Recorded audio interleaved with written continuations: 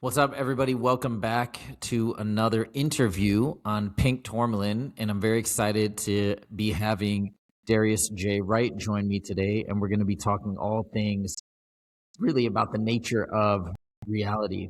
And right before we actually started this call, Darius was just asking me a little bit about how I started this podcast, or kind of, I guess you could say, the origin of all this. And I was in the middle of saying it, and we say, you know what, why don't I just start the show right off with this? I'm going to try and do it concisely because I think some of you guys have heard this before.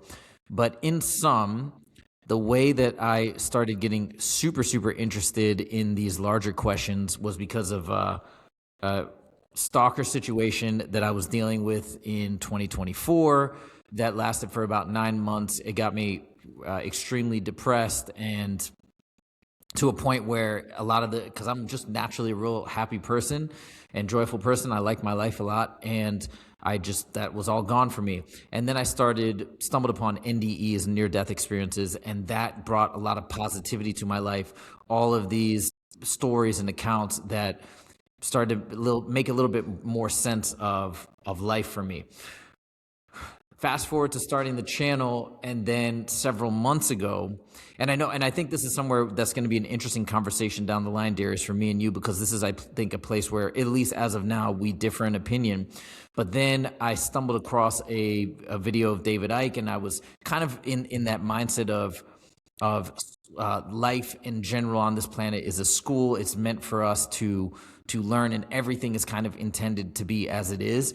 And then that video somewhat shattered that belief for me, went down a further rabbit hole, and then I came across a lot of this other material involving Gnosticism and other similarly situated thoughts on the nature of reality. So we're going to get into all of that, but that's kind of the quick overview of where I am. But enough about me. Let's get into the meat. So, Darius, welcome. And yeah, I'd love to just start at the top. I know people call you. I just want to say much respect to David Icke being a frontier of a lot of things. Absolutely, 100%.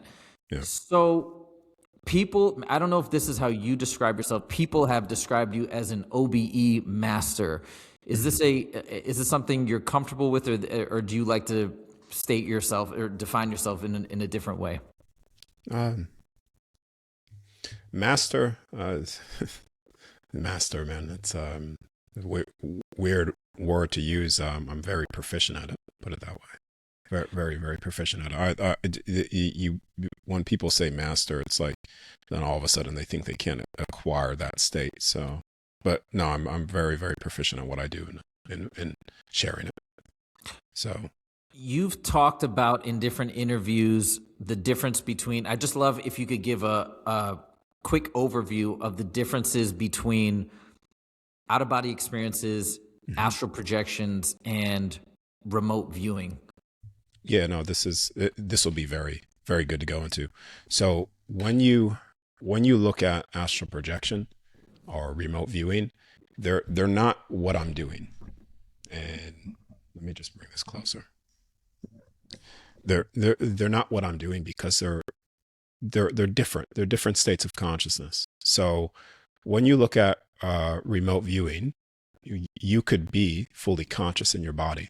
So right now, you could write something on the whiteboard behind you, or have someone write something on the whiteboard behind you, and you could just get yourself in a theta state, because that's sort of what you're doing. You're trying to get yourself in a theta state. The brainwave is in a theta state so that you could then try to perceive outside of your eyes closed. So you're projecting in a way, but you're still fully conscious. The astral projection is that has been lumped into out-of-body experiences due to its first terminology of out-of-body experiences, and then you have a whole bunch of people say, oh, it's astral projection. But through targeting, through multiple out-of-body experiences, I realized what the astral state is dimensional spaces. And this is where, when you come out of your body, you could be in a wild west where everything there's so many different things. You can't really grasp onto a truth there because it's all dimensional spaces of other people's thought forms, other souls' thought forms, all in this one space is what you could say, or you're tapping into your own dimensional spaces, which is, everything that we think right now is still in our field. And some of that stuff that we have watched in the past is still stored within the subconscious. And so when you start to come out or dream, you'll be tapping into what they call the astral, or that astral dimension, which is just multiple thought forms, subconscious thought forms of yourself too. When you do the out of body, give me 1 sec. Let me just because I'm going to be very direct with you and clear. Yeah, okay, cool. I like listening to music as I do these, so I'm just switching it. When you do an out of body state, like the out of body, I should have said it in the beginning. It's a near death, because that's essentially what you're doing. So when you do out of body and you take the semantics of wordings out of the equation for a second with this, just because of the lump of what it's been tied into. But what you're doing is you're putting yourself into such a deep state of meditation. And once you're there, your brainwave lowers to theta, to delta, and even lower. Like, it just goes way down. And when you get into such a deep meditation, you could consciously, it feels like your body's dying. So you'll hit sleep paralysis, and then you'll even go further than that to 100% step out. And when you step out of your body, you are stepping out as if you're physically standing up. And there was years actually that I've tried to disprove myself. I tried to think that I was hallucinating. I tried to set a whole bunch of targets to try to see what I was seeing, if it was accurate. I remember even speaking to a being outside of my body. I'm like, I'm hallucinating. This can't be real. And then she says, this place is as real as the place that you came from. So once you step out of the body, you have zero association to the physical body, and your soul is physical. This is a weird thing that shocked me when I experienced this, of how physically real the soul is, of touching things, how physical that is. And then as I started to, that's the difference. But then as I started to teach more of this, I had a gentleman, he's an older gentleman, his name's David Ebel. And he's had a heart issue. He's died multiple times through clinically dead. And so he's had many near-death experiences. He's basically taken to his life review before. He saw what was happening, like people real time, as he was dead. And he said, Darius, I know what you're saying is true. Let me give this a shot. It took him months to do it. And so that's also my confirmation as well, because what he said is that when he did the out of body state in the way, taking away all those words related that's attached to that, he said it was the exact same. He accessed the exact same places, the exact same information, but it was more real to him in the out of body state, because he had the consciousness that this is what he was doing. As when you have a near death experience, you don't know what's coming. You just die, and then you're floated off, or you're taken somewhere, and you see things for the first time. And I had my first one at 16, you could say. And the best way that I could explain that controlled near-death process versus just a random near-death is, imagine like you're going skydiving, but no one told you you're going skydiving. And you're in a plane, you're like, a group of friends say, come with me. And all of a sudden, you're the only one that doesn't know. And they open up the doors and they kick you out. And then that's a near-death experience where you're like, where the hell am I going? You're floating, you're seeing things, you're acquiring information. But when you do multiple practices of the out of body, you start to understand what soul records are, records of things, where you could access, where you could go, beings that you could talk to. It's, when you're in the plane to go skydiving, you reach a certain altitude, that altitude is shutting down the body, and then the point of exit. So when you jump, you could then have a location of where you want to go with your parachute. It's like, okay, this is where I want to land. And you land there to try to target and get more and more information and data. So is that very concise for you? Yeah, that's great. That makes a lot of sense. It brings up a couple other points too. Number one, it brings up this idea. I don't know what your take is on this thought, but that sometimes people experiencing an NDE, especially for the first time, could be more susceptible to maybe misinformation or manipulation or something like that because they don't know what's going on. They didn't call it about. They're just sort of thrown in the mix. And we can definitely chat about that. I also, though, quickly I wanted. I just want to Oh, say sure. I just want to say sure. Yeah. and I also wanted to know your thoughts. So I read William Bullman's book, Adventures Beyond the Body. I've been on a reading tear for the last Hmm. several months. I've been reading books. I've been reviewing books, reviewing videos. I've been making tons and tons of content because I seem to be endlessly fascinated by this massive question of what is life? What is the purpose? What are we doing here? Yeah. As I think more people really would be if they just sat down and thought about it for a minute, because it's probably the biggest question there is. But I've been trying to have an out of body experience myself, Hmm. and I've been using the techniques discussed in William Bullman's book, and things have happened, but unsuccessful, I would say, overall. But I'm planning to go to the Monroe Institute this summer. I wanted Hmm. to know, what are your thoughts on Monroe and their protocols? I don't know anything about Monroe and their protocols. Okay. I do have someone, and I'll be very private here, but I do have someone that's worked with very personally Robert Monroe himself, Hmm. and he's fully on board with what I'm doing. So now he's um, um, basically practicing what I teach. So that's I'll just say that for that. Just I don't want to necessarily go there. Okay. And Understood. yeah. And okay. So you mentioned that you But had, could I ask you this? yes. What are what are you struggling with? Because I like what is the state that you're struggling with out of body? Because like I've helped many people get over certain hurdles. So Curious. what I've been doing, how many times have I tried it now? I don't know, maybe like Hmm. 40, 50 times, something like that. And what I'll do is I use an app from the Monroe Institute called Expand, and it uses Hmm. something called hemisync technology. Hmm. And Hmm. so it's playing these like audio, this like sound pattern in my ears, and then I close my eyes and I try to get calm first, and then I start saying a phrase that again William Bullman had in his book, said, Okay. "Now I'm out of body," and I repeat that over and over.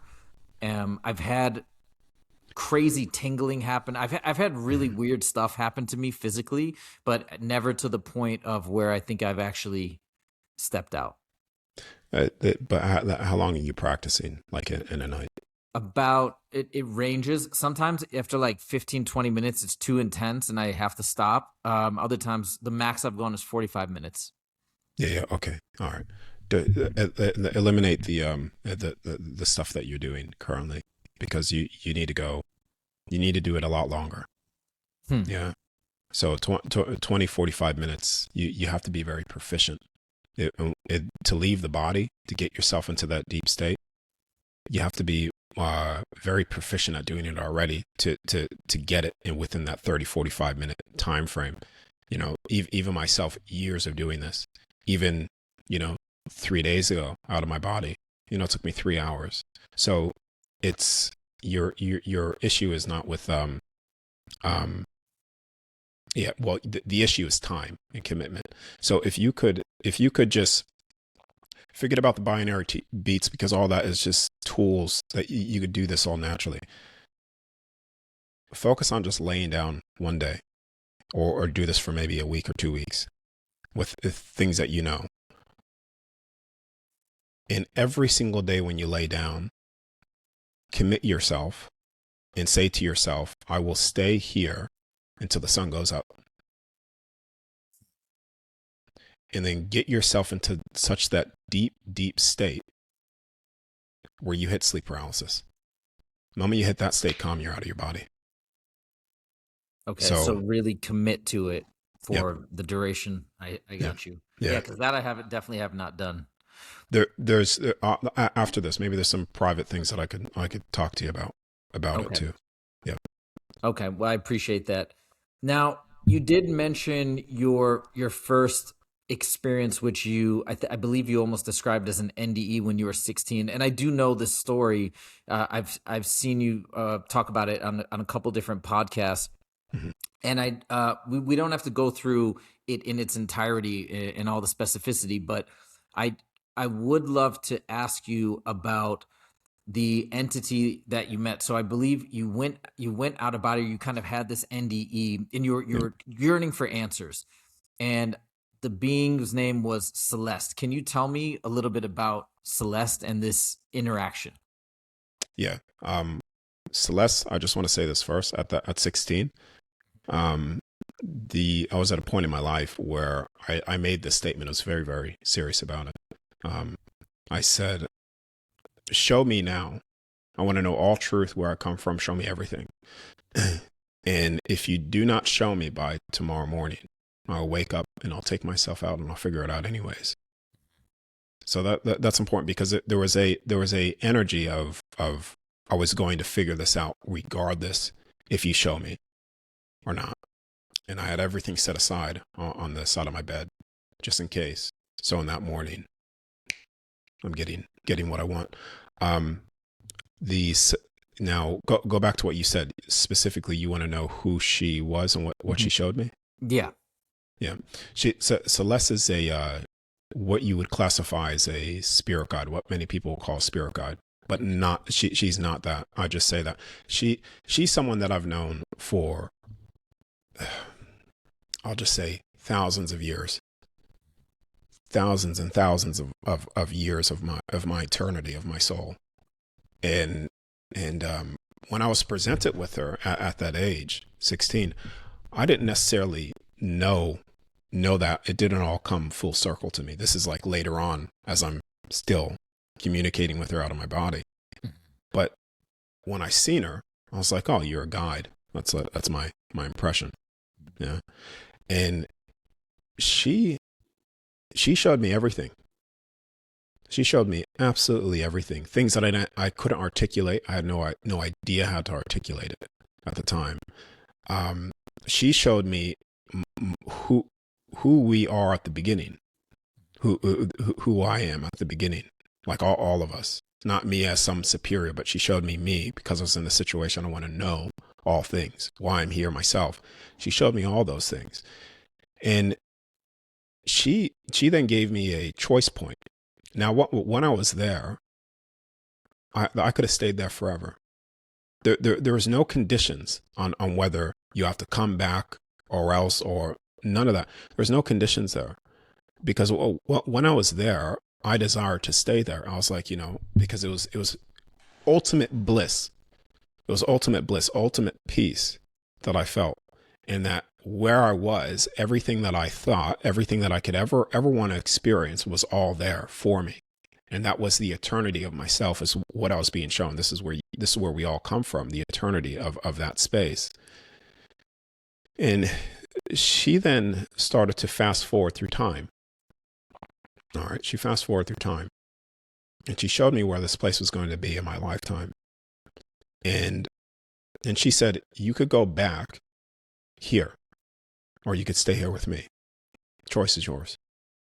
And in myself, I was second guessing. I was like, should I go back? And I was remembering everything. I was like, well, if I go back and experience the unexperienced, which is the experiencing of something that will not be repeated again, stored in the records of all things, of the history of all the universal records. It's sort of what I was shown in a way is that it adds to your soul in such a way that it's incomprehensible to a lot of people. It's like, picture it this way. If you remember and tap into the source of all things, and you are God itself, and that everything that you could possibly want to experience instantly like that, because you are that source of all things that makes all things. And it was to experience what you are not gives you a certain perceptional wisdom that would have never been birthed unless it was experienced. And then even when you return back home, you become even greater than what you were before you entered this place. It's like, but anyways, so I made the, Yep. I'm Go ahead. so are you saying that's kind of the purpose of life? Sorry to interject, but is that what you're saying is the purpose of life from your vantage point, to experience that which you are not and then to add on to yourself in these infinite ways? Yeah. Yeah. It's to add to your soul. So the if we were to, because I'm going to go back to the Celeste, but if we were to go to that question, if you were to try to nail down the purpose of all things for the soul, what's the point of existing? Is experience. You can't have existence without experience, or experience without existence.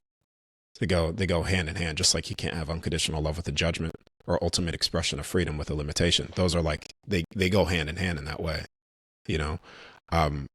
But I'm gonna step back to the Celeste thing, or what she showed me, that I made that decision. I was like, yeah, because I'm returning back to this anyways.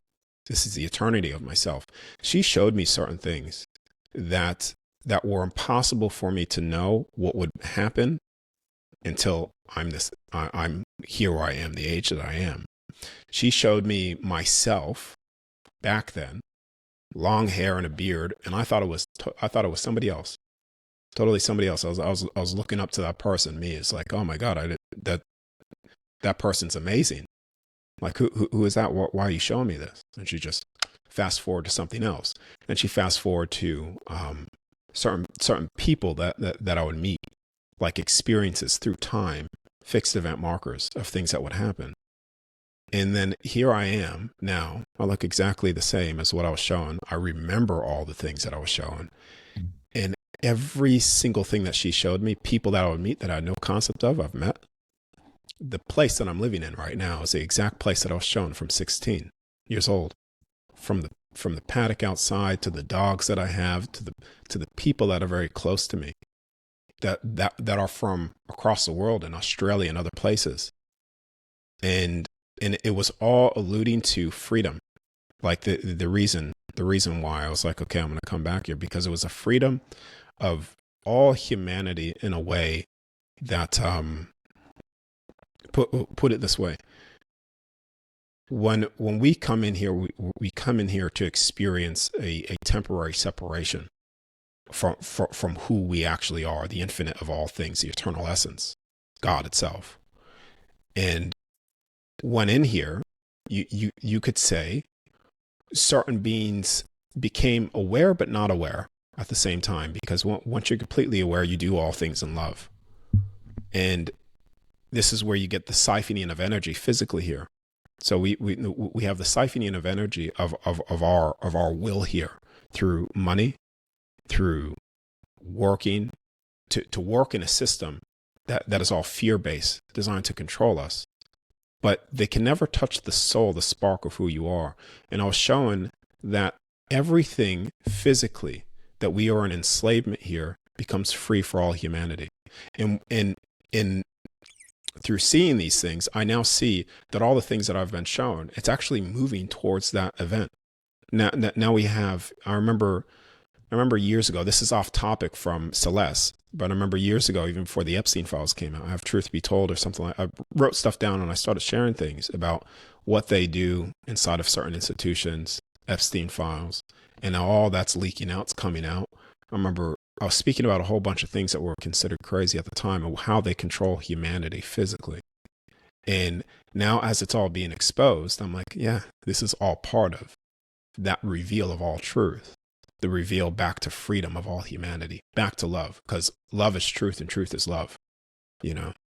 So, When it's funny, you mentioned the Epstein files. That's why I knew of David Icke years and years ago, but that's why I started listening to him again, and that's what brought me down the current path that I'm on now. Now, I'd just like to go back to Celeste, because here's another in a lot of the information and material that I've been reading lately. Also, I don't know if you're familiar with Gnosticism and this idea of potentially the material world being some sort of a negative creation. Was there ever any and we've talked about potential manipulation and NDEs and things like that, and I get the prophetic information that was given to you, but was there ever a part of you that wondered, with your encounters with Celeste, that, hey, this entity may be spot on, but is there an ulterior motive potentially here in some of the in my interactions? So have I second guessed certain things? Sure, Yeah. sure. But there reaches a point where you're given so much truth where you realize that it's not that thing, you know. For instance, to have access to the things that I've access to, the things that I've experienced, you know, that's not coming from a deceptive person. And this is where it could get very dangerous in a way. Not dangerous, but it could be a big distraction for people, because once let's play this concept all the way out. So we're going to role play.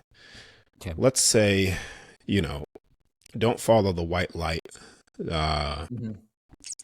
demiurge to soul trap to what have you. Okay. Great. So then when you die, there's nothing that you could ever trust. So then if you don't follow the white light, then go to the dark light. But what if in the dark light or the darkness, you go there and then you're still greeted with some people? Well, don't trust them because it could be a deception. And then that deception could be, okay, well then don't follow that, then go here. So where do you go? So let's just say just say you do go towards the opposite of the light. You go to the dark because now you're told the light is a bad thing. And now you're going to the dark. Now you're met with people. Do you trust them? 90% of people that are in that consciousness, that frequency of consciousness of fear, will say, no, I don't trust this. And I don't trust that. And I don't trust that. And that is the same place that I was in when I was seeing all of these demonic things within my field when I was coming out of body, seeing all these evil entities all in my field. And I was in so much fear all the time that I didn't realize that fear was the thing that was cutting me off from accessing all truth. I was trying to access my Uncle Bob. It took me a long time just to get him, to speak to him because of my fear. And I realized this. This is what I realized. When right now, if you think of something right now, I put out my hand and let's just say I'm thinking of a pen. So right now the pen isn't there, but I'm thinking about it. My thought, thinking of a pen in my hand. So right now you can't see that pen in my hand. But if you were to come out of your body, you would see that thought as a physical manifestation. Bam, it's right there once you're out of your body. You see? So when you have a lot of subconscious fear things in yourself, the subconscious becomes present out of the body, including those fears, which are physically manifestation of entities or beings. And a thought form is a physical thing. It's a real thing. This is why they do occultic practices to create an energy vortex, a toroidal field of an energy vortex of calling in a certain spirit. They all put their collective thought form into something, which creates an entity, a spirit. And a lot of people think that this spirit, this entity, has control over them or has more authority than them or dominion over them. But a thought can never supersede or rule a soul unless you match the frequency of that. And therefore it could, let's just say, not necessarily kill you because you can't die. Could it influence your thoughts? Sure. This is where possession comes into play. So right now I could think of a negative entity projected to you, or my thought forms of negativity. And this is where telepathy comes into play, where you'll then hear voices or whatever. So when you understand what a spirit is and that it is of a thought of a soul or collective of souls, your worst thing to do is fear it, because all you do is you give more power to that very thing. Your best thing to do is send love to it, because what happens when you send love to everything, it not only raises the frequency of yourself, but it also ripples back to every single soul that has ever thought that thought and spirit to begin with, back to them. And this is where we go into what is the ultimate force in all creation. What is all powerful, fear or love? Now, and it is black and white. It is a choice that you have to pick. What is more powerful, fear or love? Now, you will never see fear reach down to the darkest pits of creation and pull love up. The only thing fear is going to do is bring you from the highest of highs down to fear, and down into more fear, and down into a pit. But love from the highest source could reach down to the darkest pits of all creation and pull fear up into light. And this is where you get people that in their life that are very, very, let's just say, evil or have done things bad. They always change back to love at some point. Whether if they, let's just go into a murderer, a child, a mother and a child, and the mother's loves that child, and that child's done some very bad things. And there's cases on this of like court cases where there was a young individual that killed another son of somebody else, and it was the love that he was given by the very parents that he killed the son of. It was the love that he was given that actually lifted him up back to, I'm sorry, forgiveness, back into that love state. So when we look at all these fear-based narratives, when you go down that path, you are walking with death itself, no longer the other side, and no longer with life, no longer with love. But yeah. Oh, sorry, I didn't mean to cut you off. Yeah, but when you walk with love, and once you walk in that state, nothing could touch you. Not one thing could touch you. Not one damn spirit could touch you. Not one damn thought form could touch you unless you lower yourself to the frequency of that. And this is why you can never entrap or imprison a soul unless it believes it to be so. And your mere belief will lower the frequency of yourself to be entrapped in a prison, because you cannot have ultimate expression of freedom with a limitation. And you, as the God source of all things, will then create all these things to imprison yourself, not realizing that you are the authority that's doing it to yourself, due to where your frequency is vibrating.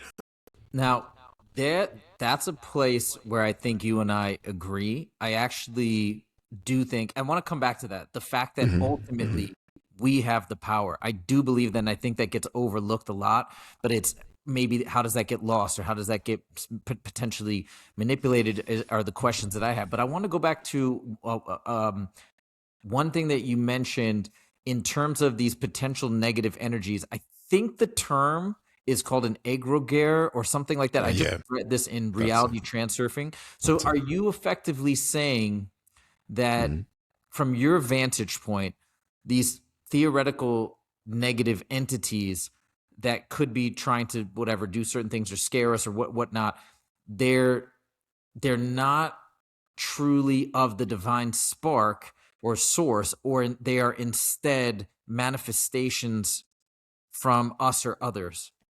Yeah. So to make it very clear, even thought forms, spirits, are from the divine spark, because it comes from the soul that made it, which is the divine spark. Okay. So everything that comes, like you are the divine spark, I'm the divine spark, and everybody that's listening is of the divine spark. So everything that we will into creation, conscious or unconscious, is also part of that divine spark, but it still comes from you. So it's a thought form is a projection of yourself into the field. So, but that could be returned back to you. It's not that it's like it doesn't have control over things. And then the other thing that you said, say the same thing that you said before. Sorry, man, because my mind was going somewhere else. Okay. I think what I was trying to, I think what I said was, in the negative entities that people are effectively reporting. The egregore. Got it. Yeah. So when you have, let's just say if I, yourself, and three other people, all right, you will suffer forever. You will go to hell forever. You will infinitely be stuck here forever. And there is no way that you could ever escape. We will all three of us will agree on this in this collective thought form. No matter what you do, you will be trapped. You'll never reach the divine of all things. So now, when we give energy to that, in a belief in it, because everything in this reality is based off belief. When you believe something, therefore it's true. And this is even reflected in your physical body scientifically. That people that have a split personality, one is sick and they split to the other personality and they're no longer sick due to their belief. You can restructure water, reprogram yourself due to belief. So when we put a strong belief into that thought, then guess what we do? We could create a vortex of energy, a dimensional space that then other people could then come out of their body and view that and see that thought form as a physical thing. But it's not necessarily the truth. It was just our thought projection of control towards others. Now, when you have religious institutions, Vaticans, from a lot of these fear-based narratives, you need to understand that they are creating a massive net over the whole population of fear. And this massive net of all these other souls, all having this fear-based consciousness, is also creating a massive vortex of fear, not love. In fear, you will have loss. In fear, you will have suffering. You'll have pain. You'll have torment. But in love, none of those exist, because fear is the opposite of love. Because fear stems from loss. Fear, it stems from loss of all things. Love stems from freedom, authenticity, freedom of all things. And they are opposite things. And so a lot of people are creating this fear-based narrative stuff, not realizing how powerful they are.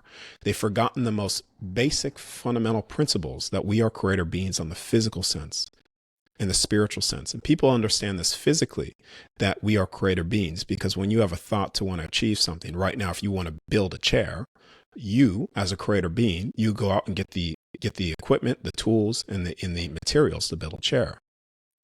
And you do that in time.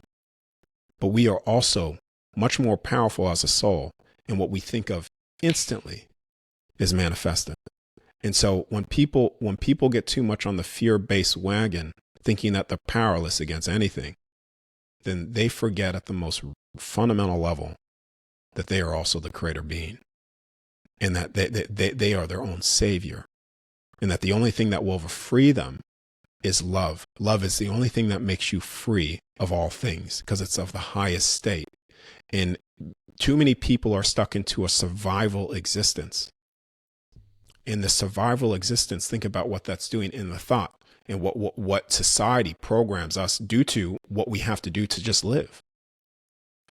All this is stored in the subconscious. And when you come out, again, you're going to see a lot of these things. And this is where it goes into, you will always face yourself. You're the only one that you can ever escape. Now, and not only that, is that we are also in spiritual warfare. Spiritual warfare. And this is of this dimming your spirit, dimming your will. And you only do that when you pull yourself down into fear.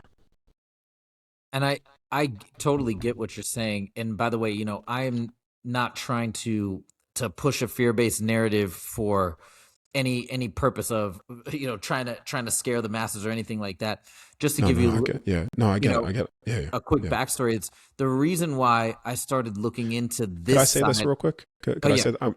I'm not having to go at you if that's what it seemed like. No, dude. This is what I wanted. This is what I wanted. I wanted us, because I knew we had different perspectives, and this is actually why I was really glad that you guys reached out to me so we could have this type of discussion.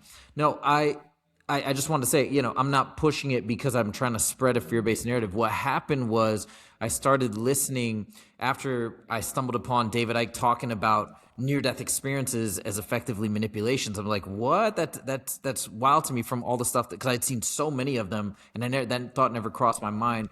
Then I started looking into different accounts of teams of remote viewers going out and observing these types of similar ideas of entrapment, or, as you mentioned, the light, the magnetization of the light and whatnot. Again, not to say that we are powerless by any means. I do think ultimately the power does reside within us to escape, and we have to be coerced and manipulated and confused, but ultimately the power does rest within us. So I just want to say that I'm not choosing or currently going down that road because I want to be in the mix with the fear, if that makes sense. It's just where a lot of research has led me at this current moment.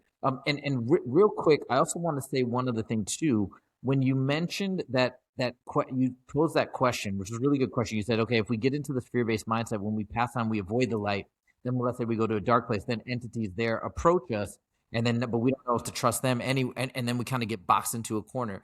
But I want to ask you, what about if ultimately we are our own saviors, as you mentioned? What if ultimately we don't look to anybody outside of us and we just look inwards at that moment? Well, that's exactly what happens. At the end of all things, that's what happens, and I'll explain it. So when first, before I explain, I want to go back to also what you said, and I'll answer that very directly. The first one was the thing is with remote viewers and things and what people are getting, they're not, call this arrogant, but it is what it is. But they're not seeing the full truth of things, which is nothing can touch you once you're in love. And that is the highest of the highest truths. And people may say, well, how could you be so certain about that? That's very arrogant for you to say so, because love is truth and truth is love. And none of those fear things, fear, pain, suffering, torment, judgment, does not exist in love. And it's where we come from, that place. And it's where we will all return. Even no matter how dark you go into fear, you're still going to return back to truth, which is love. And there's a concept that I like to give. Right now, we all come from, let's just say we're all of water and we're like rain. And let's perceive the clouds as the heavens, the other side, the highest truth of all things, our divinity of all things. And, there's water, raindrops in those clouds. And the ground is hell. That's the lowest point you could go in fear. Now, when it starts to rain, that raindrop will start to fall down. And as you're falling, you may go trying to lash and grab things because you're falling in fear. And you're trying to grab because you're losing your essence. You're not necessarily losing your essence, but you're losing the purity, because we're all fashioned in purity. Every single soul is fashioned in purity. And we're all destined to become the highest version of ourselves, period. And nothing can stop that. But as you're falling, you're trying to grab because you're losing that purity all the way down. And then when you hit the ground, let's just say the lowest state of fear, and what you were saying before with that, who do you trust? Then you go this with that mindset. Well, then when you hit the ground, you don't know what to trust anymore. You don't know where to go. You're confused because you're spiritually dead. And this is why I said it's a spiritual warfare, because once you become spiritually wealthy, then you know that that's love and that you're totally free. And the only reason why people are searching for truth is because here they're searching because they're searching for spiritual food. They want to fill themselves back to the highest truth. And so, but you may think when you're there on the pavement, when the raindrop falls on the pavement, that's it. This is fucked. But guess what? The other side has never stopped loving you, and it never will. So one day the sun comes out. When the sun comes out, what does it do? It evaporates the water. And then when it starts evaporating that water, the raindrop that you wore that fell, you start traveling up to the heavens. You start traveling back up to the clouds itself. So the darker you go, it's also a blessing. Because the more you go down and down and down further into the darkest pits of all creation of fear, you're going to get catapulted right back up to love. Because that's the only thing that can happen. You see? Now, you said something. Do you remember what you, because sometimes I get on these trains of thoughts. Oh, it's all good. It's all good. I think what you're referring to is, I said, ultimately, maybe when we pass on, where we should go is inwards. We should trust ourselves. Yes, got it. Yeah. So with that concept of the raindrop all the way up, so you get to a point where, like I have, where I was viewing all these things, and I was very afraid of all these negative things that I was seeing at the time. And I got to this point where I was looking for, I was battling with these things, trying to fight them, trying to do this, you don't have control, blah, blah, all these things, but not believing it within myself. And I got to a point just like this. I said, you know what? I'm entering sleep paralysis every single day. I'm leaving my body. Back in 2014, it was every single night. I couldn't control it, man. I couldn't control it. Until I got control over it, I started to really get control over my central nervous system, not be so fried out. But I was coming out uncontrollably every single night, seeing all these things back in 2014. And I said to myself, I'm dying anyways, and I feel like these entities could kill me or take my soul. And I said, kill my soul, take me. I don't care anymore. I got to the point of hopeless. I was hopeless. I said, take my soul, kill it. I'm tired of this fear. Got sick and tired with fear. That's where I said the raindrop catapults up. And in that moment, everything that I've ever feared just disappeared. When was this, by the way? How old were you at this point? Hold on, I got some geese. You hear them? I can hear them. Yeah. Could you give me 2 seconds? I'll come back and I'll answer that. Keep that train of thought. Say what you just said again. I think you were talking about a point where you were getting attacked, you said, spiritually, and you just were ready to let it end, or you're over it. Yeah. So basically, like I said, because it was all my thought forms, my subconscious thought forms projected into space. And not only that, it was also seeing other people's thought forms, their subconscious thought forms. And I didn't understand this at the time. And I was seeing the things that they thought of also projected in the space of where I was. And I just said, take my soul, kill it, don't care anymore. In that very moment is also when they disappeared. Everything of fear just disappeared at that point. Never had anything come into my field since that day, since I said that, because I was hopeless and I just gave up. I gave up fighting the energy, which I said, when you start fighting that energy, you just give it more power. And when you give up, you also give up and you return back to yourself. So you're going within yourself. You're like, okay, well, whatever. And then I started to feel this loving presence. And after that, every single experience I had after that, I've seen my Uncle Bob shortly after that has passed away. And like I said, I was trying my hardest to access him and I couldn't. And I realized that my own fear was putting this box over me. It was actually stopping me from opening up the door to access all truth of all things, which is, the other side itself, fully and completely for what it really is. And the only concept that I could give you is, how do you tell a blind person what the color blue looks like?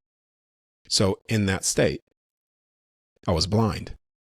And I didn't know at that time what the color blue looked like, because I was blind. And even though the other side never stopped loving me in the dark state, because they never stop loving you from above, neither do they stop loving you from the dark state, but I couldn't see it because of where I was.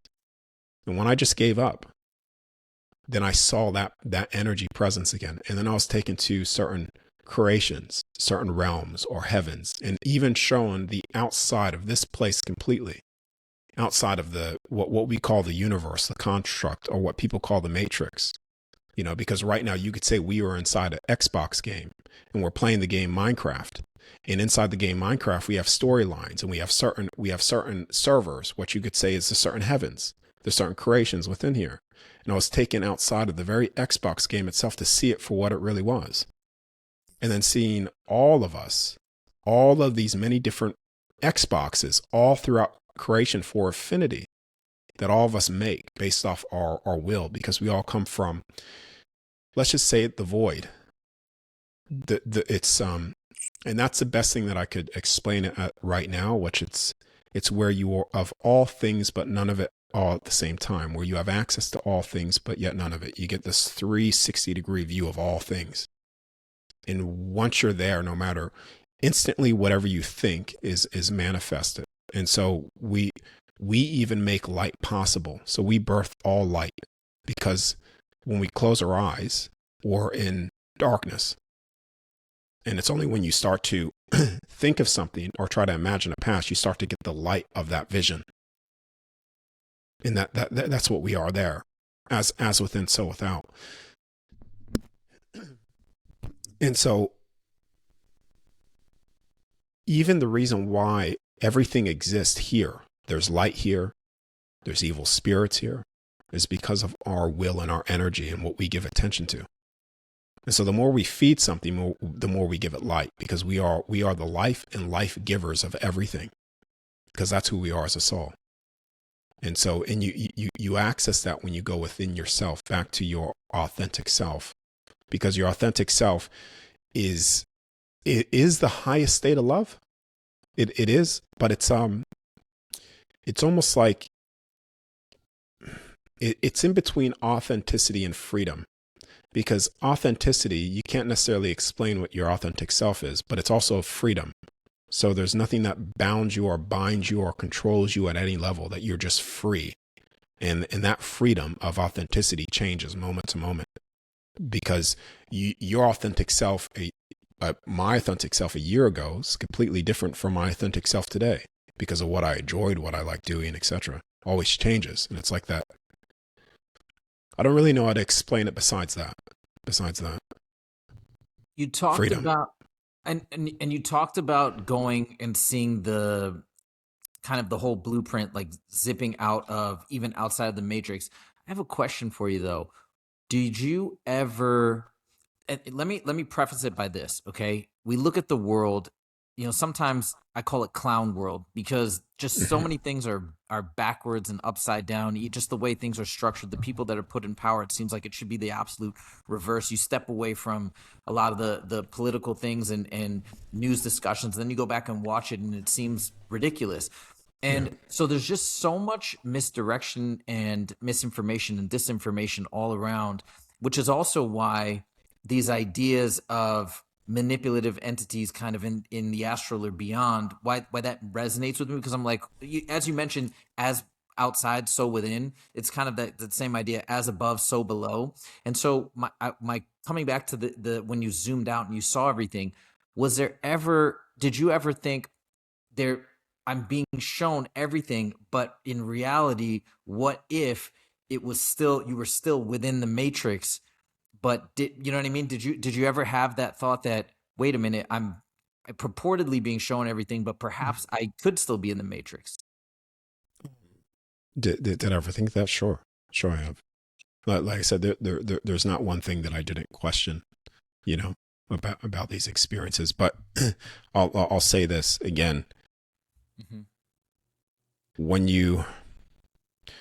the truth of all things, you can find that very easily. And when you do that, you access all things, and that's love. So when you start going into fear like that, when you're accessing things, it goes into this. It literally goes into this. All right. So I'm showing outside the construct, the universe, and people could do this too. Many people that I've shown this to have seen exactly what I'm talking about. And it's also been written about biblically through scriptural, through Hinduism, and all throughout history that I wasn't aware of at the time, because I can't necessarily read, just due to I see words. I can only read 3 words at a time. Otherwise, if it's in a sentence, they just flip on me.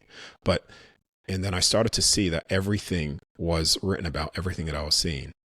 So I'm getting the confirmation there. Now, when you step into that, let's just say, for instance, okay, I was showing a matrix, another matrix. Well, then, well, then, if I say, okay, everybody, I've been shown outside of that matrix, then they're going to say, well, that was another matrix. I was like, okay, well, then I accessed outside of the other bubble, and that infinitum. You see, to people like that, nothing that you say, they'll realize truth from it. Yeah. Because because there's nothing that you could say from even the truth of love that will bring them back to understanding. There's always going to be something within these people that doubt things. And this is why I ask you, you don't need to just listen to me. You could come out of your body and see it yourself. And that's sort of been my whole motto behind all of this, which is love. And you have the power to do it yourself. Here are the tools to do it and see for yourself. But get out of fear at all times, because then you're going to waste years or months with unnecessary things. And so that would be my response to that, because I have. Oh yeah, go ahead. I was going to say, I totally understand your response. By the way, the reason why I ask these questions, not to be inflammatory by any means, the reason why I ask these questions is because this is my struggle, is not all accounts are the same, right? Like, the things that you've seen might be different from a team of remote viewers or other people that have had NDEs or other people that have had OBEs. And so what I've been trying to do Is is, bridge the truth, get to yeah, the, like yeah. No, I gotcha. trying to find the truth through everything. What one thing? There's another gentleman that's written a book named Howdy McCoskey. He's written a couple books actually, but I've read one called Exit the Cave. Second one, I'm in the middle of it, called Empty the Cave. Only halfway through. We're a little more than halfway through. One of the things that he mentioned in the book is, since we don't know potentially what is truth, at least currently in this reality with the mind wipe and everything, what we try to do is try and look at everything and just keep stripping away the things that we can identify as false, sort of like a proof by contradiction. Could And could could I could I answer that statement that he yes, made? So yes, this again is going to come across arrogant, but if you listen to it, maybe it'll help people. It'll hit where it needs to hit. So when people say that you can't know all things, like you'll hear this a lot. No, you can't know all things. No one knows all things. That's very arrogant if you do. If you think you do, it's impossible. And so when people are in that mindset that you can't know all things, guess what? They will never know all things. They'll never figure it out, because truth is so simple. It is so simple. And I ask you and everybody this question: do you not come from the source of all things? yeah. I mean, I believe I do. You do? You come from the source of all things? I believe so. Yes. Well, then that means you and everybody else knows it all when you connect back to it, the source of all things. But how do you connect back to it? That's the question. Mm-hmm. Love. Yeah. Because Oh, go ahead. Go ahead. Yeah, love. Because in that state, that's the truth.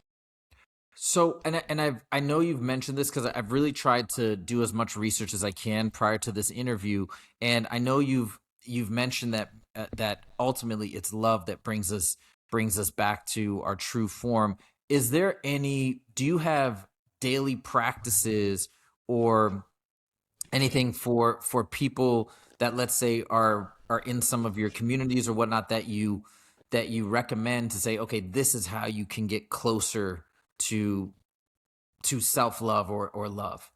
All right. So this is where it's a paradox. And I understand how this sounds. My response to this is how it's going to sound. But the moment that you try, you're no longer it. So do you have a child? No. Okay. Do anybody in your life that you will love and die for? Well, my dog is Okay. like my child. Okay. Cool. Let's keep that. I got 3 dogs, so I relate to that. Um, let's say, do you try to love your dog, or is it just something that you naturally do? I would say I try to make him feel loved and make him feel special. Yeah, but that's different. Trying to make him feel a certain way, but your love for your dog, is that something that you're trying to do, or is it something that just naturally is what you love? You love it. It's not Yeah, you're not. I get So what you're saying. Yep.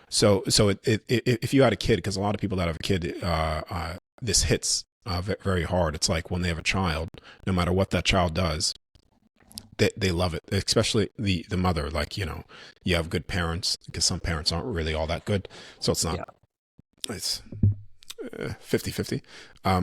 But the mother that loves and is a good parent, the moment that child's born, when it holds the baby, there's no trying in the love. It's just something that's forever there. And that's the same thing that the other side is for all of us. So it never tries to love you. The other side is never trying. It just is in a constant state. So the moment that you try to love yourself, you will forever lose yourself in the pursuit of trying to get it. What you have to do is more, the best word to use is more of acceptance of yourself, acceptance of you who you are, because it's the authenticity of who you are. So don't try to say, I love it. Like I said, it's a paradox. I love this, I love that. You just have to accept who you are, what you are, with no judgments on yourself. And then basically, as you go through your life, you may say, well, I like to do evil things, or I do this. You saying just love that about myself? I say, sure, love everything about yourself, but guess what? If there's something that you are uncomfortable with, guess what the unforgivable sin is? The sin that you can't forgive yourself for. So then I'll ask this question too. This is more of a question to dive deep into this. If you yourself were at the beginning of all things, let's just say his name is God, Anush, or Yeshua, or whatever name you want to put to it. God itself is standing there. He's present with you. And you wanted to ask him the source of all information. You said, what is the purpose? What am I supposed to do? What does this mean? What does that mean? Why is the life review? And I'll actually say this before I finish out the life review. A lot of people say the life review is a forceful event, but it's not. Right now, a lot of people are in, they have dementia. So if someone physically has dementia, and then you're given medicine, you give medicine to that person, guess what happens naturally? They get their memories back of the past. So it's a natural event of opening your eyes. But anyways, let's just say you're in the source of all things, in God itself, and you say, what is the truth to all things? And it says to you this: nothing that you ever do, will ever matter. No pursuit, no mission, nothing matters. You could do anything, I'll love you all the same, but nothing matters. And really think about that. This is, you really need to think about what you would, at that point when that's spoken to you, what would be your first thought? Well, if nothing let's just pretend, okay. This is so weird. Let's just pretend I'm God, and I'm like, and you ask me that question. I say, nothing matters. Nothing that you do, will ever do, past, present, and future matters, evil or good. And I'll love you unconditionally. What's your first thought? What would be your first thought of what you would want to do? Oh, what I would want to do, or what my next question would be? Because I have a question. Yeah, so what you would want to do from that point? What would be your first thought of what you would want to do at that point? Create something. Do you know what? Whatever. I don't know off the top of my head, but I think whatever would make me the happiest, or whatever would make me the most excited to create or manifest. Okay. So that first thought, this is an exercise, because you asked for an exercise. That first thought of what you would want to do is you remembering your authentic self. And this is why I said acceptance of yourself, because in that presence of God right there, you are accepted no matter what you did.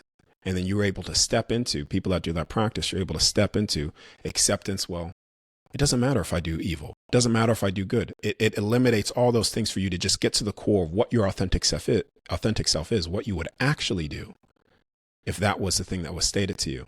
Now, if your first thought was to do things in love, then congratulations. You will never experience any regret, because the regrettable is the unforgettable. You'll never experience that.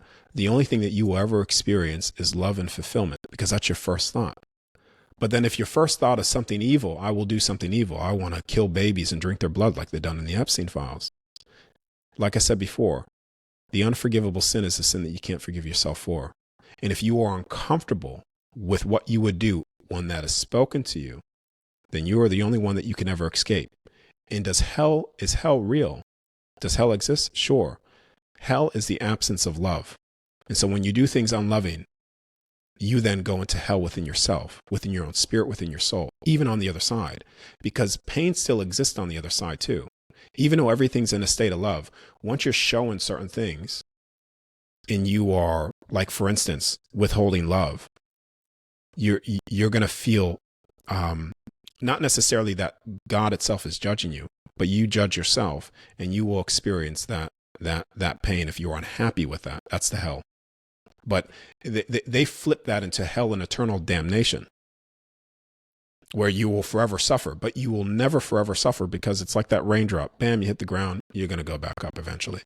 It's you know? funny. I've got a few things I want to say. I've made multiple videos about the absurdity of this idea of an eternal hell because I think a lot of people can't wrap their minds around infinity. And again, my background is in mathematics, and I was saying this in another video. A billion, a trillion years is like zero compared to infinity. So that idea just always seemed absurd to me. Another thing I think where we do see eye to eye is the importance of self-love. In fact, that's Pink Tourmaline. That's the name of the channel, and that's the Yeah. crystal I wear around my neck, and that's what it represents. And I do also believe that that might be the key to everything. But I want to come back to another idea. This idea of love Okay. Yeah. and almost like full acceptance. And by the way, I know we're going long right now. If you have to go, please let me know because I know No, we've been no, talking for a while. no, you're okay. I'm just writing some things down so I could stay on topic with you. But yeah. But I have a question, in regards to this objective, in regards to self-love, acceptance, and just being the purest form of love, does that feel in this, and this goes back to the idea that perhaps we do need to leave this realm because it almost feels like this realm is set up for us to fail in a couple of ways, not just the political structures and not just the man-made institutions that seem to make it impossible for us to get along, but even if you just look at the natural systems of order, the way we have to consume and destroy to simply stay alive as baked into our survival here. Yeah, Does baked into that make reality. it, you know what I'm saying? Does that almost make it theoretically like impossible in this realm to be to get to where you're saying we need to get to? No, no, it doesn't. It doesn't. It doesn't mean it's impossible. It just means it's more, like I said, once you have the contrast of that, and if you could step into it here, then once you leave, you become something far greater than what you originally entered, who you were when you entered. Now, how do you do it here, even in the face of all these things?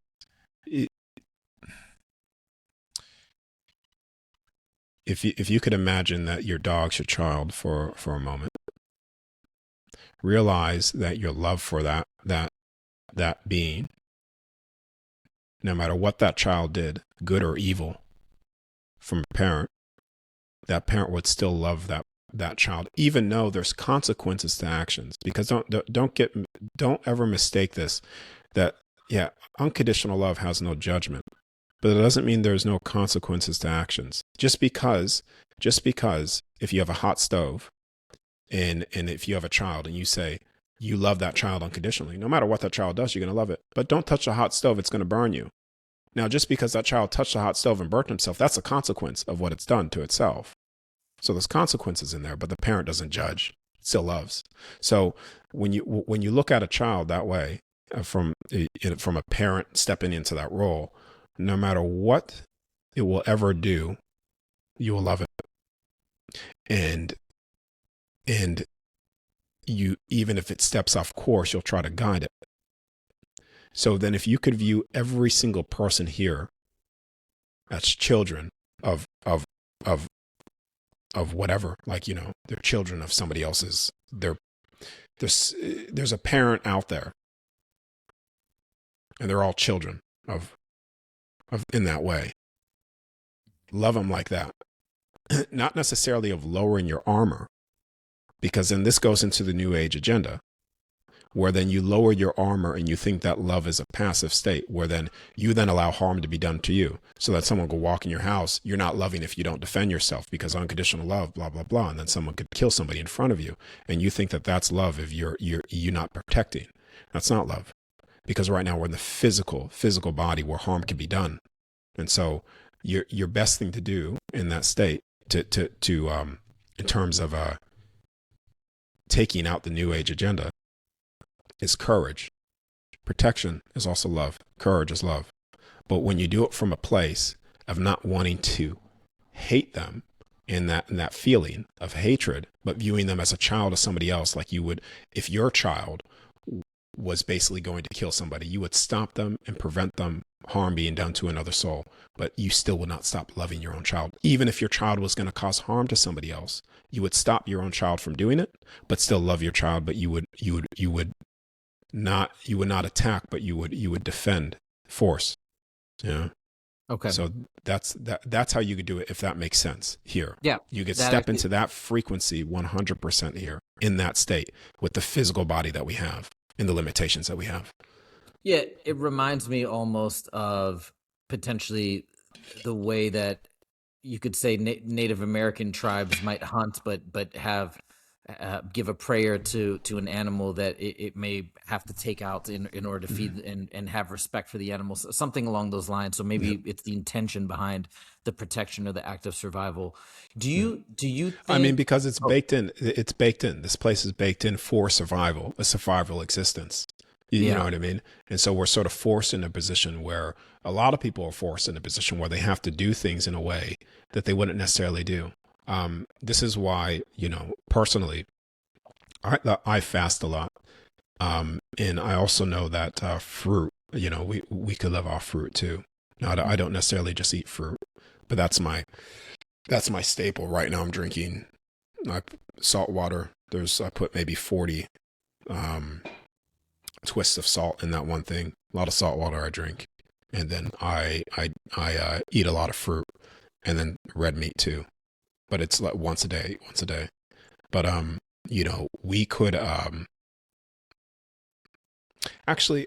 I won't actually go there because that will go into another discussion. It's like, we don't need so much food and possibly not even eat because it's condensed sunlight. When the soul fuels the physical body, you could say it could even fuel or the soul is fueling the physical body. So you could get to a point where a lot of people in um, up in the mountains in certain areas where they are outside of society, where they don't eat and they live a lot longer than what you think. So, there's actually scientific cases well, not scientific cases, but documented within certain tribes, people that are like, there's a certain individual. Maybe I could send you the link if I pull it up. Or you could ask ChatGPT or something like that. But there's an individual inside a certain tribe that's like 300 years old. Hmm. You know, That um, doesn't eat. um, I don't know if he doesn't eat. He probably does, but there's also going back into the science because I'm mixing two stories. There's also a study scientifically that has been scientifically done where there is a gentleman. He's in India. He's Indian, and he doesn't eat. And they've measured that it's his basically his urine basically recycles itself. So his bladder will fill, and then it will shrink like it's being looped into his Hmm. body. This is public. This one is studied where this individual doesn't eat, and there's a handful of cases where things like this have been studied, but that's one of them that's very easy.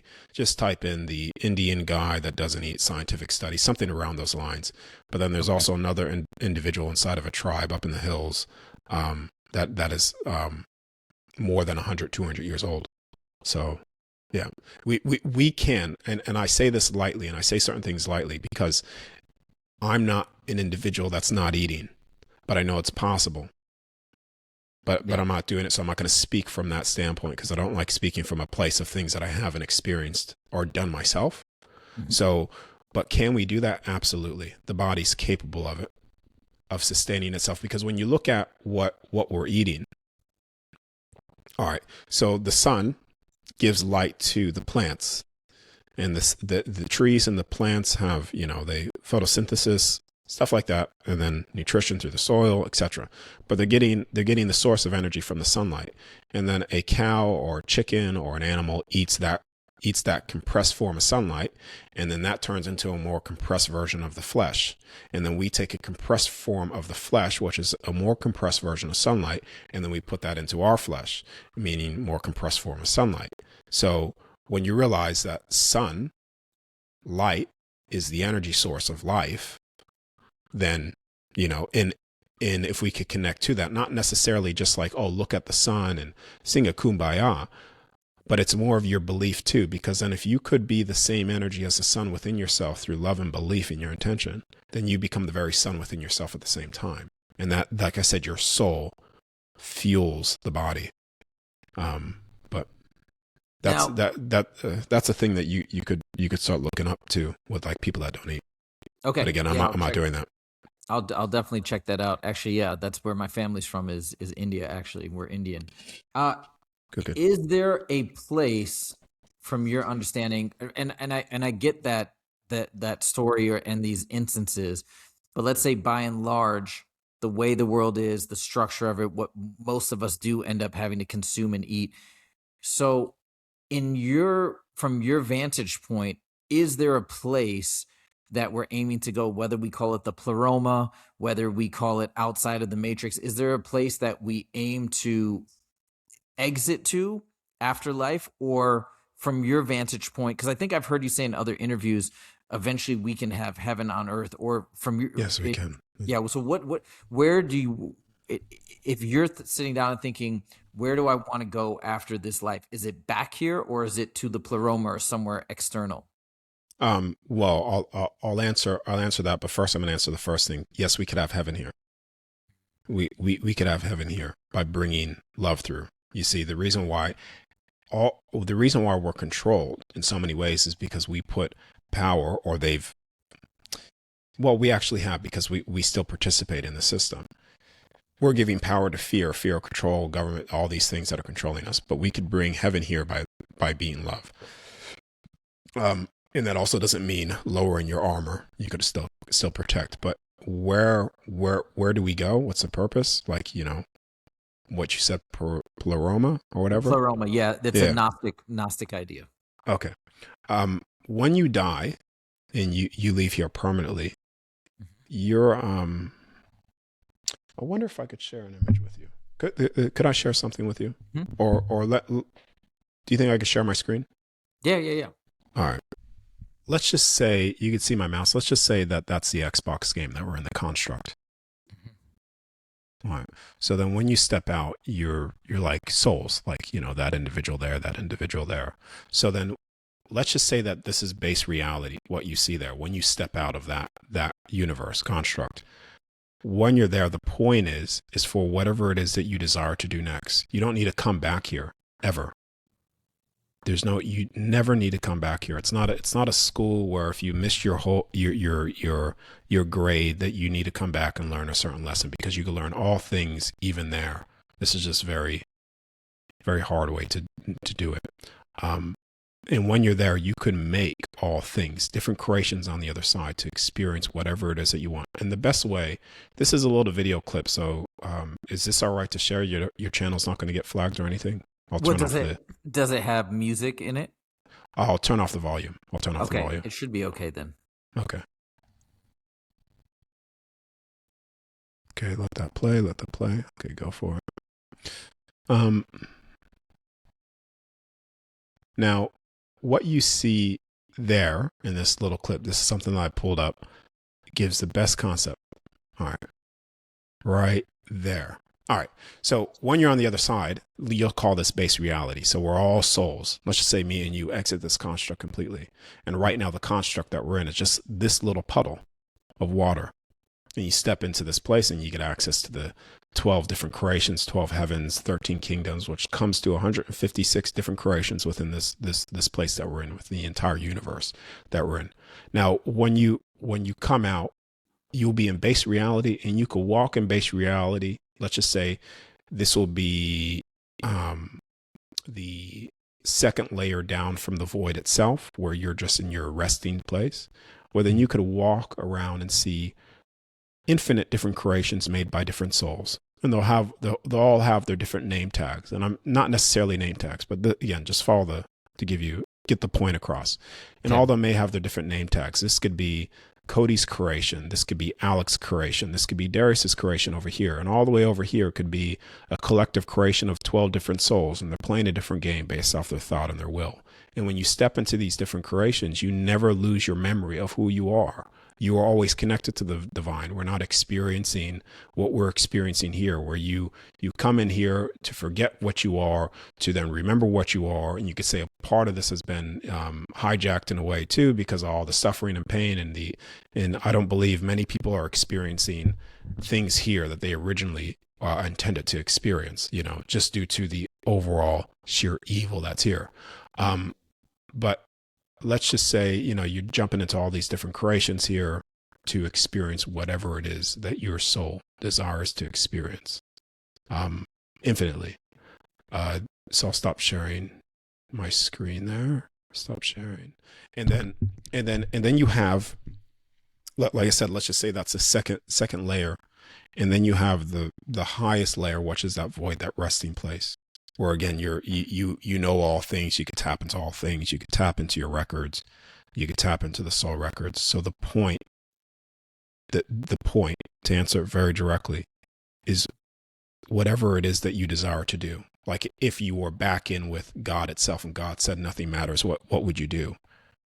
That's the point. That's what you would be doing. The pleroma, or the other side. Like, what's the point of that? It's whatever you desire to do at that point. And so we've ultimately come here, which I do think is true. I think we need to agree to come here in order to come here. I don't think we can be forced without either No, you can. agreeing or, um, but so we've come here, and then but then you mentioned the word hijack. I've heard other people say that this maybe experience was meant to be slightly different, and perhaps the negative forces that be or whatever has happened Yeah. have have hijacked what's going on. Yeah, can you tell me a little bit more about the hijacking and the motives behind the hijacking? Yeah, so it's basically, I mean, hijack is probably the wrong word to use, but it's essentially this. This place of original intention is, yes, to forget, but then to remember, back to love, and remember all things like a Christmas present. You're like, oh, that's who I am, and then you have your abilities here on earth. Heaven comes to earth. But now what you have, if you look around from the satanic rituals, from control in every aspect of your life, they've hijacked your physical experience, not your soul, but the physical. Absolutely, they've hijacked that because it shouldn't be as evil as it is here right now. The depths of what's actually happening, and this is why I said people come in here, yeah, to experience what they're not, but to the mere extent of what's going on, you know. I can't tell you that people sign up to have their heads cut off as a baby, to drink their blood and put in adrenochrome. Can't tell you that, you know. And this is where you have the massive distortion that's playing out, the massive distortion of the darkest things of all things in love. And and what's happening now is all of the suffering and pain and control on the physical level is being cleaned up, based off everything that we could see now that's taking place, the revealing of truth. So the hijack happened physically for the physical experience, because you are like the never-ending battery, and your belief fuels the spirits, it fuels collective thought forms, and it fuels this entire place of the trajectory of where it goes, or what they're trying to do for themselves, because they are trying to become God itself, or play the game of God itself within this experience, through everybody's will, everybody's energy. And Yeah. they do this through printing money. They print money, and they have the Federal Reserve System, because what they're trying to mimic is the 0 point, the infinite supply. And so it's a mimicry of the infinite supply of all things, which is you, the source of all things. And they put an overlay over the source of all things through currency and fictitious things, corporations, dead entities, to try to supersede the soul. But you cannot supersede the soul once it realizes what it is in this physical experience. So the physical layers are messed up, and based off everything that I've seen things out of my body physically taking place that I don't want to speak about, in Sure. terms of the depths of where it goes. But I know with an absolute fact, this may be arrogant, but I know with an absolute fact, love always wins, and that humanity will all be free physically. What you're saying right now, I feel like I don't know if this is exactly what you mean, but it sounds in alignment with a couple of different things that I just want to say really quickly. You can tell me if I'm on the right path, if I'm wrong here. But there's a notion of something called Loosh, which is you mentioned they're channeling, or they're using our energy. Intuitive Underground calls it soul power. That's the name that they give it. But actually, so this is a mechanism by which to siphon our energy and then use that energy for whatever means, but also to kind of like power the entire system and power the matrix. Is that what you're saying? Um, they're doing it through the physical. So the loosh things and stuff like that. sort of gets turned into the when you look into that terminology, that goes into like the soul trap and blah Mhm. blah blah, and that Yeah. sort of dynamic. Yeah. And so I'm no to that, no to Oh, that, because of who we are as a soul cannot be entrapped or imprisoned based off everything that I said before. sure. But when we're talking about loose harvesting of energy, physically, 100% they're doing that here, Oh, physically within your physical experience, your physical life, they're doing that, and it's a spiritual warfare, all right, to dull your spirit so that you become unaware of your true divinity of who you really are, and you just operate in these physical senses, and therefore you could be siphoned of all your energy through this life. You work in this job, you do all these things. They're stealing and siphoning your energy with your physical expression. But when you die or you cross over, there's not one damn thing that could touch you in your presence, because they cannot capture the soul. They can't touch it. But but they could touch the physical body, they could touch your physical mind, and they could touch your spirits. What is your spirits? How you think. So they're lowering and weakening your spirit, your thoughts, and your mhm. connection to the divine of all things through getting you into fear. And so Yes. that lowers everything. But I think. it's Go ahead. a it's a yes and no. It's a no when it comes to the soul and the Loosh and the soul trap farm and blah blah blah.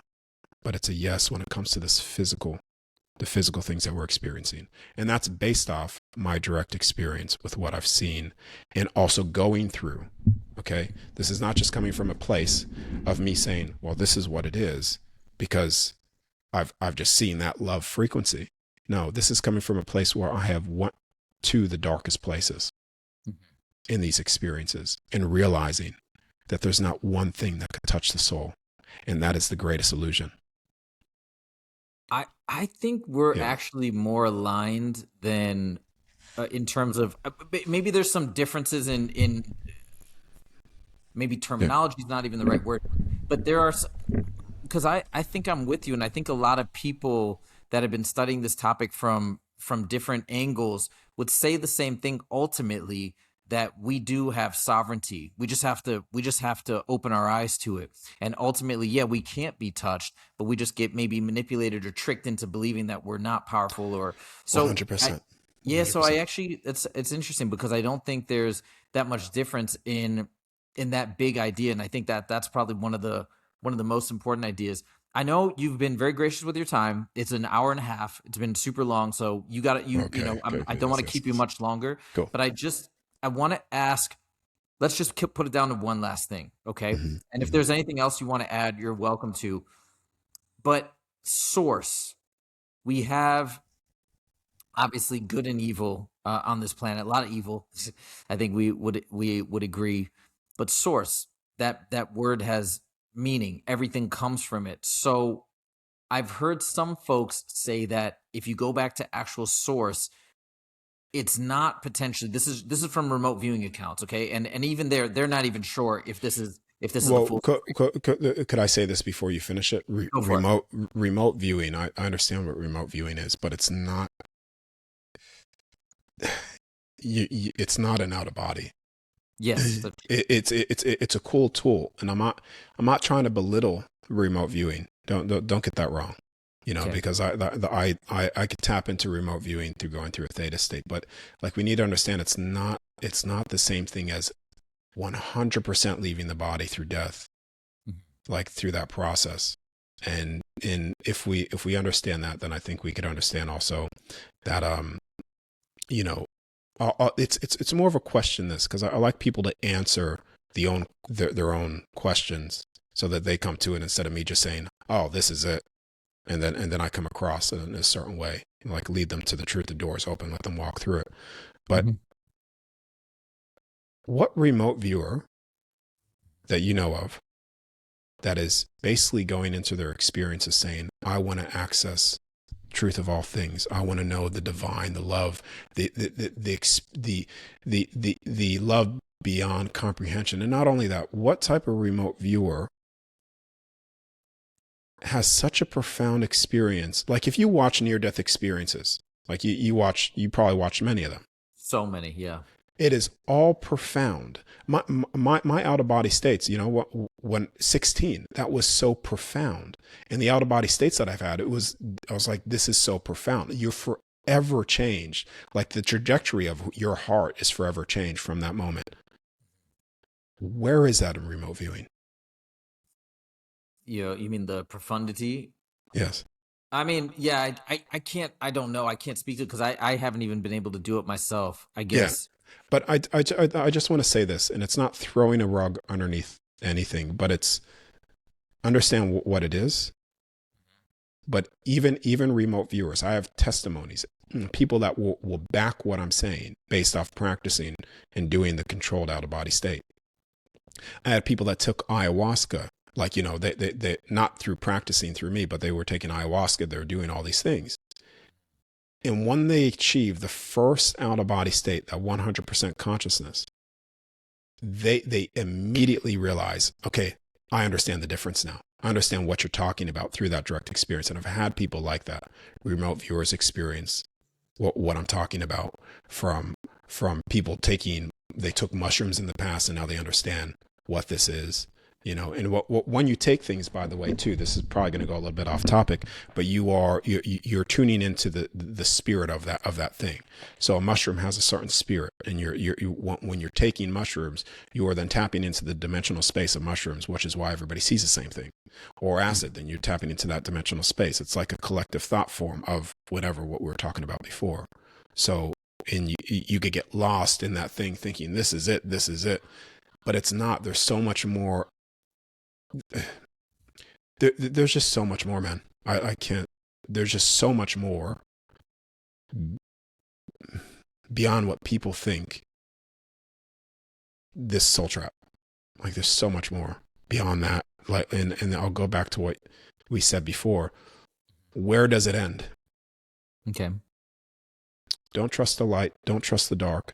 Then don't trust. So then I guess if you don't trust the light, you don't trust the dark. I guess you're going to trust Satan. Satan comes to you because that's your only option left.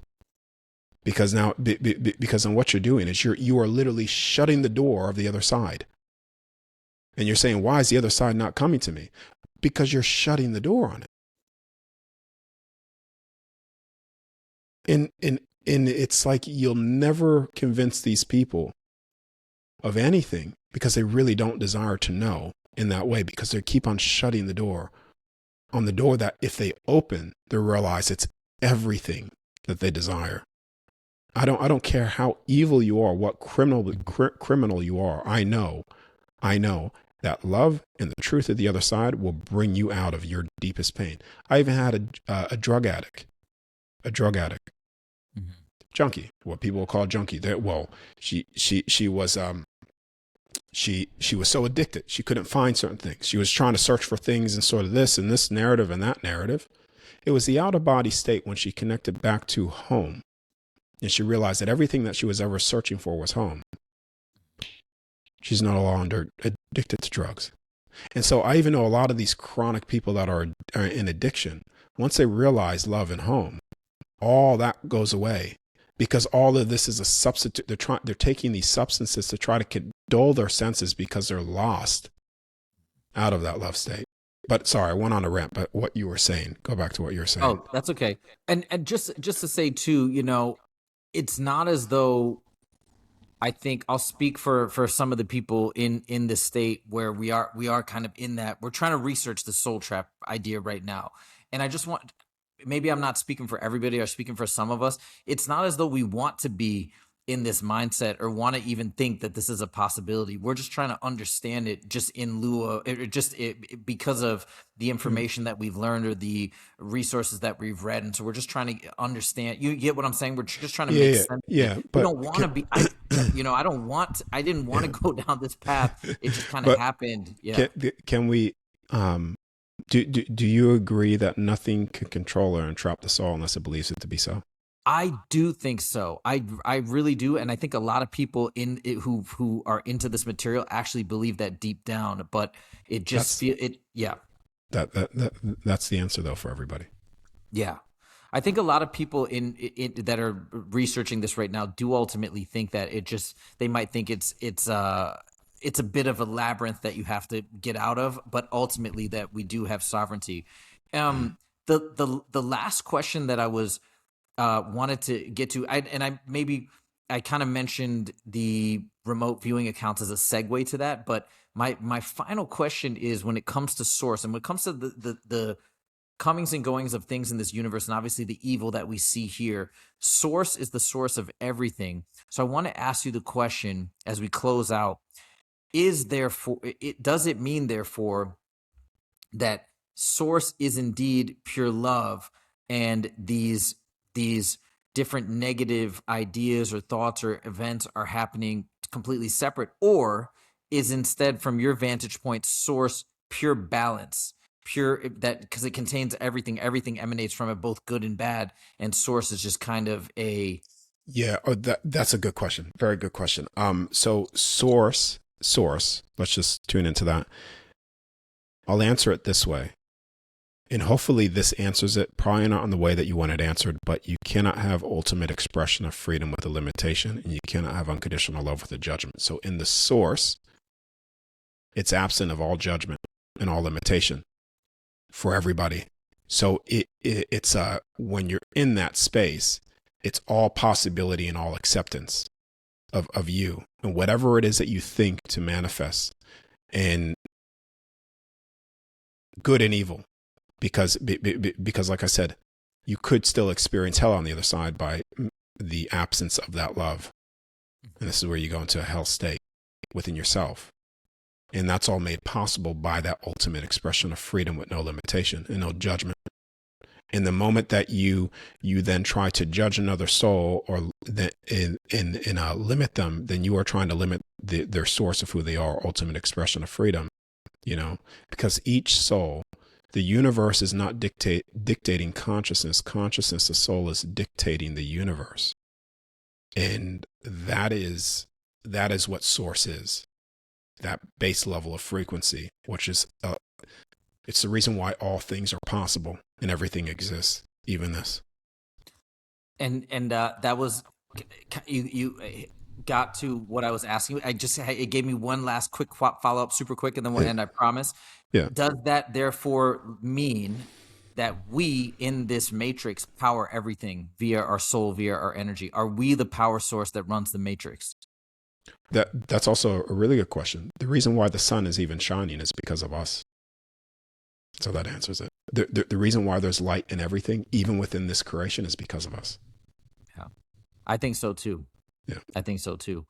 All right, Darius, cool, man. we've been talking for an hour and 40 minutes, so I got to let you go. And again, I want to thank you for coming on here, because we do have some, obviously we found throughout this conversation, I think some things that we're obviously very aligned on, and some things that we have differences, and we're just trying to work it out. And look, that's the whole goal of, I think everything that I'm trying to do is just get to the truth. I don't care if I'm proven wrong or right, down the line. And I think ultimately all of us who are asking these bigger questions, we're just trying to get to the bottom of what's really going on for the benefit of everybody who's listening and watching and learning as we go along. So yeah, good, man. Good. Yeah. Just keep on asking, and just don't be in fear in the pursuit. And everybody's going to find out truth, man. That's just, everybody's going to find it out. So I appreciate you. Cool, man. Cool. Thank you for taking the time. All right, guys. See you in the next one. Take it easy.